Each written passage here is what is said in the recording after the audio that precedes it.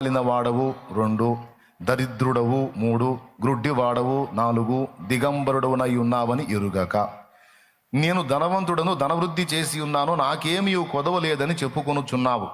నీవు ధనవృద్ధి చేసి కొనున్నట్లు అగ్నిలో పుటము వేయబడిన బంగారమును, నీ దిశమూల సిగ్గు కనబడకుంటున్నట్లు ధరించుకున్నట్టుకు తెల్లని వస్త్రములను, నీకు దృష్టి కలుగునట్లు నీ కన్నులకు కాటుకును నా యొద్ద కొనుమని నీకు బుద్ధి చెప్పుచున్నాను.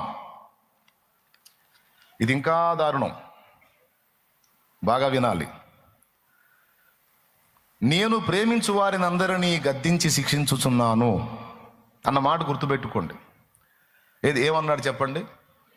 నేను ప్రేమించు వారిని అందరినీ గద్దించి శిక్షించుచున్నాను. మిగిలిన సంఘాలతో పోల్చుకుంటే అన్నిటికంటే చాలా ఇబ్బందికరంగా ఉన్న సంఘం లవోదికయ సంఘం. ఈ లవోదికయ సంఘపు అనుభవం ఎలా ఉందంటే, తాను ఏ స్థితిలో ఉందో అది గుర్తుపట్టట దానికి రివర్స్లో ఆలోచిస్తుంది. ఓకే, అందుకని ఈ సంఘాన్ని తీవ్రంగా గద్దించాడు, అన్ని సంఘాల కంటే ఎక్కువగా. ఆ తర్వాత మనం గుర్తించాల్సింది ఏంటంటే,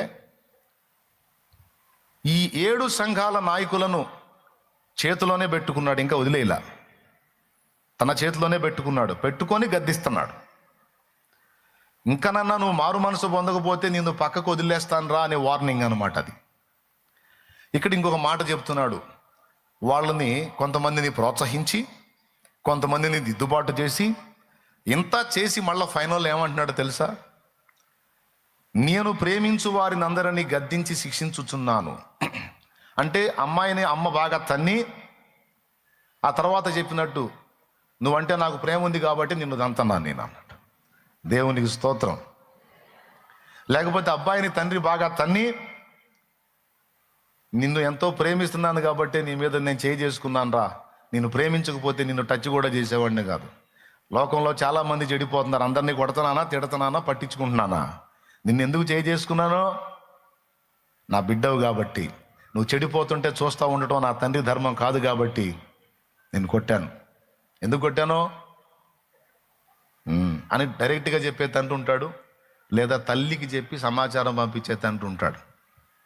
తండ్రి నేను వాడు ఏడుస్తున్నాడు, పో చెప్పుకో, ప్రేమను బట్టి కొట్టానని చెప్పు, లేకపోతే వాడి మీద నాకేం కక్ష పగ చెప్పు అంటే ఏం పోయి, అయ్యా నాన్నకు నువ్వంటే అంత ప్రేమ, ప్రేమించేవాడారా ఒక దెబ్బ కొట్టినా దగ్గరికి తీసినా?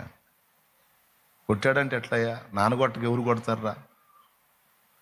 నన్ను మా నాన్న కొట్టాడు, మీ నాన్న వాళ్ళ నాన్న కొట్టాడు, అట్లా బాధపడితే ఎట్లా? నీకేదో అవమానం జరిగినట్టు అని అమ్మ చెప్పుద్ది. అమ్మ కౌన్సిలింగ్ ఎలా ఉంటుందో తెలుసా? నిన్ను ప్రేమించాడు కాబట్టి తంతనాడు నాయన.